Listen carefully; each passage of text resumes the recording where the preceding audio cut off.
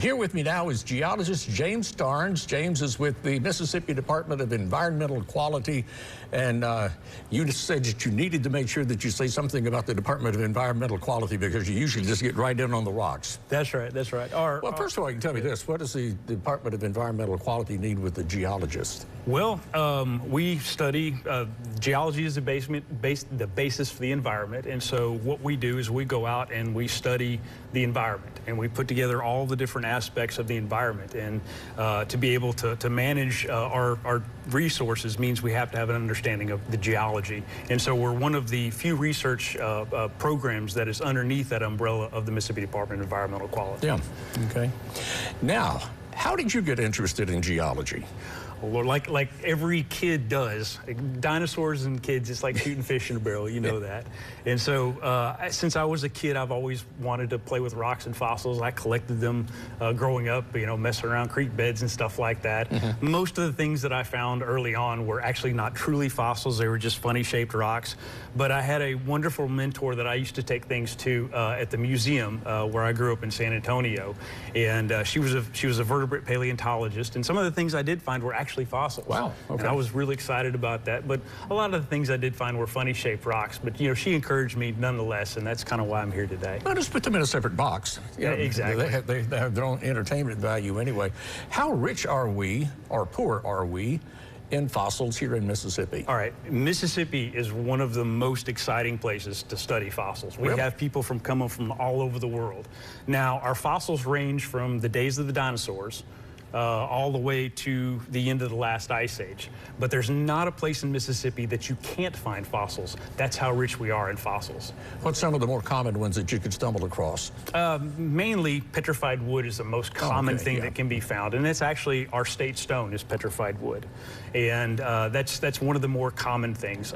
We're entirely sedimentary at the surface, which means that our geology is made up of different layers of sediment that are deposited either in marine environments, estuary environments, river environments, and things like that. And so we have different fossils of marine fossils mainly, and we also have fossils of animals, and we also have fossils of plants from Mississippi from all these different ages. Wow. Okay. So, since it is kind of sedimentary, does this sort of guarantee that if you see something that's hard and it's a rock, it may be a fossil?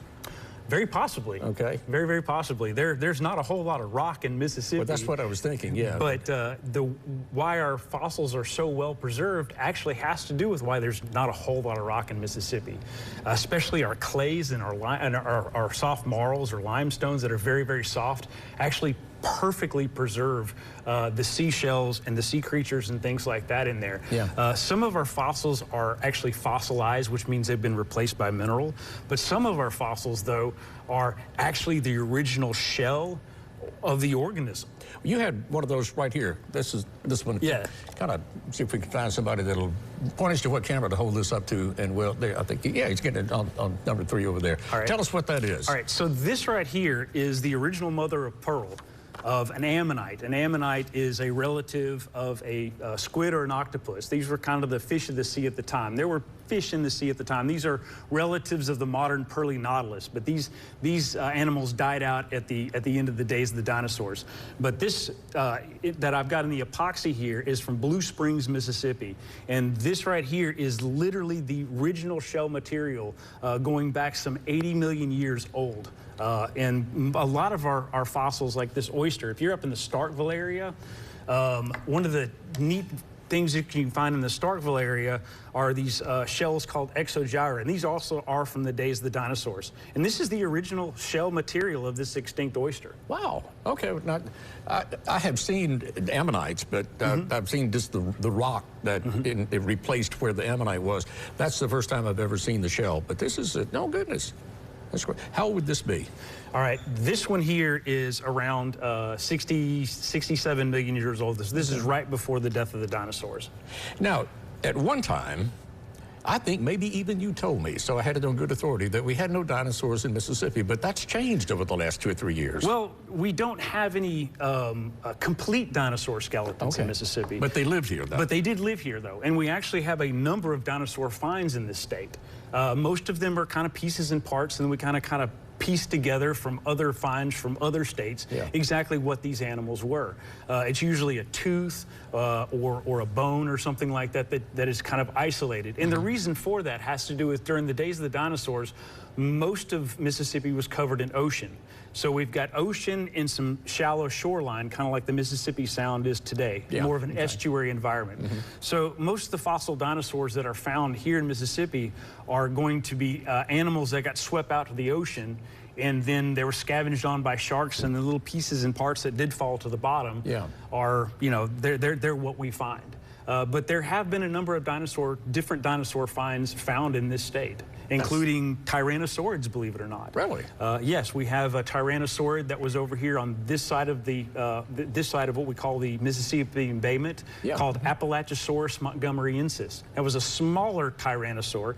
It wasn't a big animal like this T-Rex. This is is that a tooth? That's from Sioux. That was found out west, but it was a related animal. So it probably looked much like this guy right there, and this is probably what one of his claws would have looked like.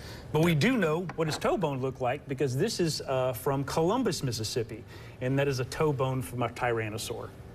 Goodness gracious. Right here in Mississippi. Let me ask you about this too. I wrote them down so that I wouldn't get out here and then forget what I wanted to say. Okay, so you're with geology. Is that not like a close first cousin or second cousin to archaeology and paleontology?